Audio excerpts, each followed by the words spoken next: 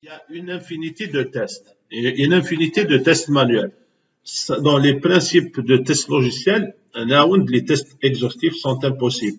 Il y a aussi un autre principe, si je teste avec les bons credentials, les bons logins, c'est-à-dire je me retrouve dans la page d'accueil, je fais le test login. Est-ce que ça veut dire qu'il n'y a pas de bug? Est-ce que, c'est-à-dire si je fais login, est-ce que cela veut dire que mon application est vide de bugs, étanche, il n'y a pas de bug?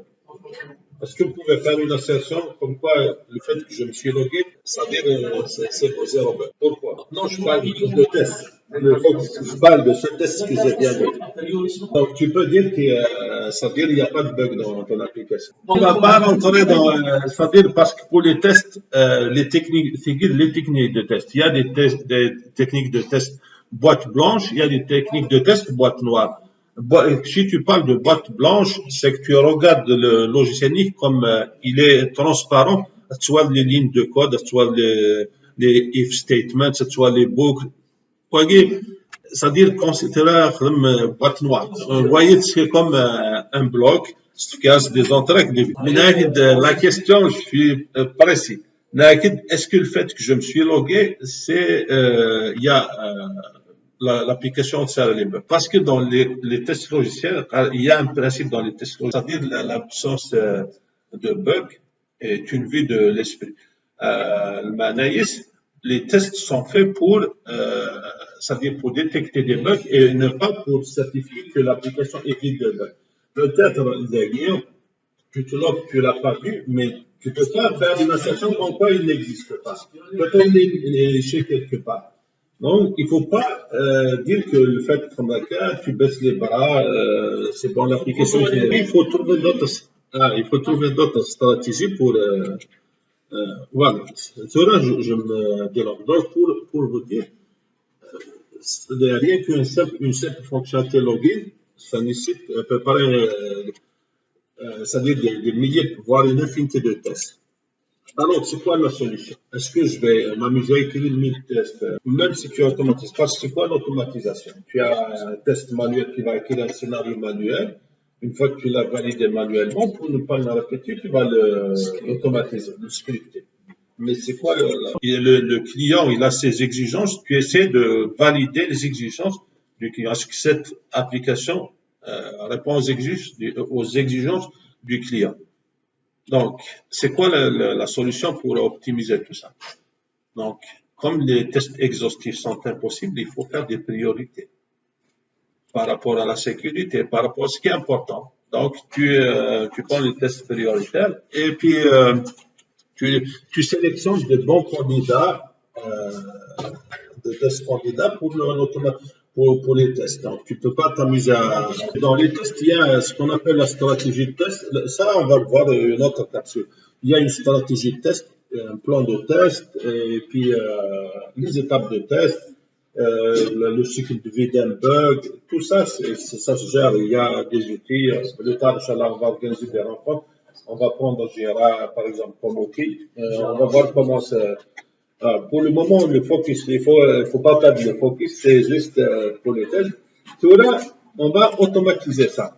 Tout là, le test manuel, pour tester manuellement, on va faire un happy pass. Ce qu'on appelle un happy pass ou bien un sunny day, c'est quoi happy pass? Smoothly, c'est-à-dire c'est lorsque toutes les choses vont bien. Je vais me connecter avec admin de Tarwad, Farha, je vais voir dashboard, ça fait Farha, la ville, mais des fois, ça dit que tu vas faire ça. Apparaître ça paraît le scénario nominal. Sinon, faire des alternatives. Des alternatives lorsque je teste, par exemple, avec des champs vides, des alternatives. Là, on va, avant de créer le script, qu'est-ce qu'il va faire? Il va mimiquer, il va imiter les actions manuelles que vous faites. Il vient ici. Qu'est-ce que vous faites? Lorsque vous faites le test manuel, vous venez dans ce champ, vous saisissez. On va juste faire la première étape, c'est de venir ici. Vous saisissez le admin. Après, vous venez ici. Vous saisissez le admin le password. Voilà.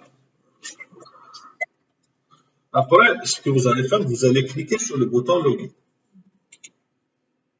Voilà. Une fois que c'est cliqué, vous allez valider quelque chose dans cette interface, comme quoi, par exemple, le mot dashboard est affiché ou quelque chose, comme quoi vous êtes sur la page d'accueil. On va essayer de faire ça avec un script. Ça, c'est le test manuel.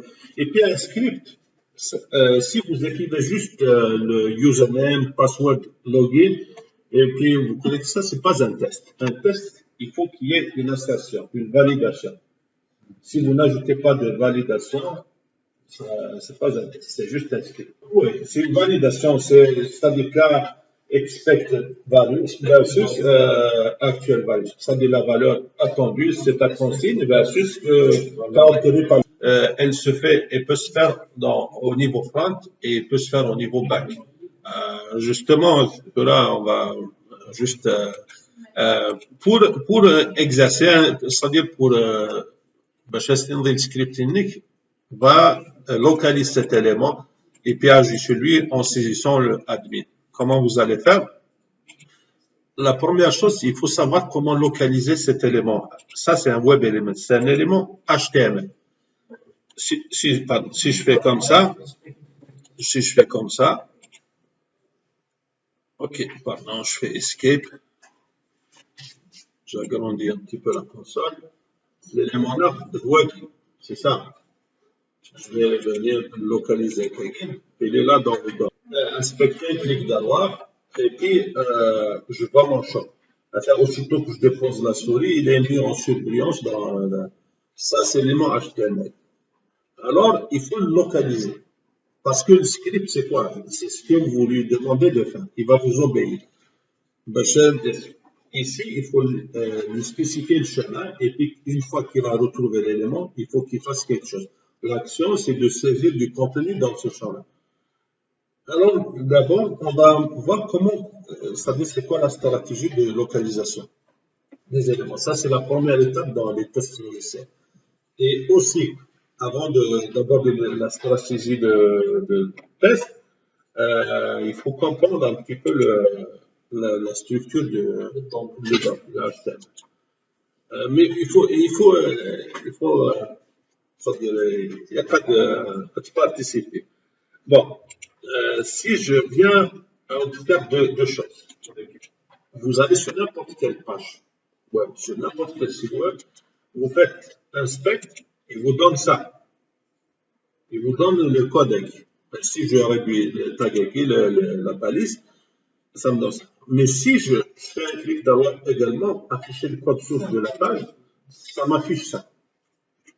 C'est quoi la différence entre ça et ça? Madame.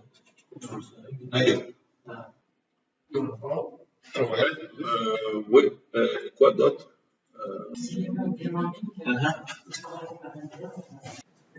Ok, mais c'est quoi le process? Comment ça fonctionne?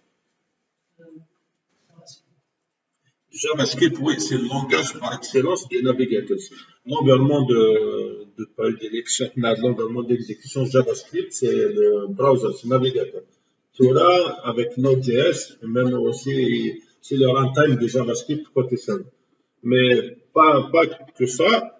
Donc ça, c'est le code source, parce que j'ai fait un clic, et puis affiche-moi le code source de la page. C'est quoi le code source? Lorsque vous faites une requête HTTP, parce qu'ici c'est du HTTP, c'est le protocole de transport. C'est lui qui achemine la requête. C'est quoi un protocole? C'est juste un ensemble, un standard, un protocole qui gère la communication entre le client qui est votre browser et puis le serveur qui est votre application. Donc, lorsque vous envoyez une requête, le serveur va vous retourner du code. Le code qui vous retourne, c'est ça. Ça, c'est du HTML, mais sous forme de texte plein, chaîne de caractères. Alors, comment ça se passe? Votre navigateur, qui est ici, qui est Chrome, vous allez voir qu'il s'agit de Chrome. C'est Chrome 14. OK, donc votre navigateur, il va prendre ce code-là, il va le transformer en un objet. sous forme d'une structure arborescente. Il y a les parents, les enfants, une hiérarchie. Cette hiérarchie s'appelle le DOM, Document Object Model. Donc, c'est juste ça, c'est la même chose que ça, sauf qu'il est organisé sous forme de fil d'arborescence. Vous avez le père, ici, c'est le descendant, et puis vous avez ses enfants. Il a engendré deux enfants. Deux enfants. Voilà, il a engendré deux enfants, le head et puis le body. وكان الهيد اليوم البودي زرع أشكال. Donc, une page HTML, une page HTML, si vous allez dans n'importe quel site Internet, vous allez trouver le doctype, ici le prologue. C'est juste pour spécifier au navigateur comme quoi il s'agit du HTML. Après, vous avez la balise ouvrante HTML et la balise HTML fermante, c'est une enveloppe. Donc, chaque document HTML doit être encapsulé entre deux enveloppes, HTML ouvrante et fermante. Et par la suite, il y a deux balises HTML qui sont toujours là, le head et le body. Le head, on appelle comment ça? Hein? Oui, c'est ça. C'est du metadata. Le metadata, c'est quoi d'ailleurs? Vous allez trouver des balises méta ici. C'est des informations supplémentaires sur votre page. Ce n'est pas quelque chose qui s'affiche ici, mais ça complète ce qui va s'afficher ici. Par exemple, le méta, le char 7, c'est-à-dire le caractère 7, on a utilisé l'UTF-8. Et puis ici, c'est pour l'adaptabilité, c'est la compatibilité avec Internet Explorer, pour dire si vous affichez cette application dans Internet Explorer, elle va s'afficher correctement. Le viewport, ça c'est pour l'adaptabilité ou bien la responsiveness. Vous spécifiez comment cette application va s'afficher dans des devices comme des mobiles. Pour vous montrer ça, si tu viens ici, attends, c'est pas, il est où ouais. Si vous cliquez ici, vous pouvez voir le comportement de votre application sur un device mobile ou une autre plateforme. Si je prends un iPhone, c'est comme ça que votre application s'affiche. Si je prends un iPhone Pro, c'est comme ça. Donc, c'est ici. Vous voyez cette petite coche-là. Voilà. C'est bon? Donc, ça, c'est pour la responsiveness. Voilà, si vous voulez retourner à la vue normale, vous cliquez de nouveau sur la petite icône. Donc, ça, c'est le metadata. Après, vous avez des liens vers le CSS, JavaScript, ça c'est des liens externes. Parce que comme vous savez, le CSS ou le JavaScript, vous pouvez le faire, surtout pour le CSS, par combien de façons vous pouvez ajouter du CSS dans votre page? Vous avez le inline style, c'est-à-dire vous prenez la balise HTML, vous ajoutez un attribut style et vous ajoutez du CSS. Vous avez internal style, c'est-à-dire vous allez créer dans le head ici une balise style, ou sinon un lien externe, un fichier externe, vous mentionnez la référence ici. Donc ici, on a mentionné la référence à travers des liens. Donc ici, c'est des metadata. D'ailleurs, juste remarquez le comportement du site. Si je viens ici, je supprime l'élément. Regardez comment que votre site est devenu. C'est juste du HTML avec des images. Non, parce que le méta n'est pas là. Vous voyez l'intérêt parce que vous avez brisé les liens vers le CSS, JavaScript. Si je fais un refresh, je sollicite une nouvelle copie du serveur, j'aurai ma copie ici. Et puis le body, en fait, le body, c'est vraiment la partie visible. C'est tout ce que vous voyez ici. Le body, c'est la partie visible. Ce qui est présenté à l'utilisateur. Donc, mes éléments-là sont dans le body. Voilà. Il faut comprendre cette structure c'est-à-dire pour pouvoir localiser les mots. Si je veux localiser les usernames, je dois venir ici dans le body pattern, je clique ici, par exemple, il est là. Et puis pour vous aider à peut-être juste avoir un effet visuel pour localiser des éléments, je vais vous montrer un petit éditeur, plutôt une extension de crop. Vous allez sur Google, vous cherchez CSS. and Expert Checker. CSS and Expert Checker. C'est une extension de code. CSS and Expert Checker. Et vous cliquez ici, vous allez voir que c'est CSS and Expert Checker. Ça reste pas là. Voilà.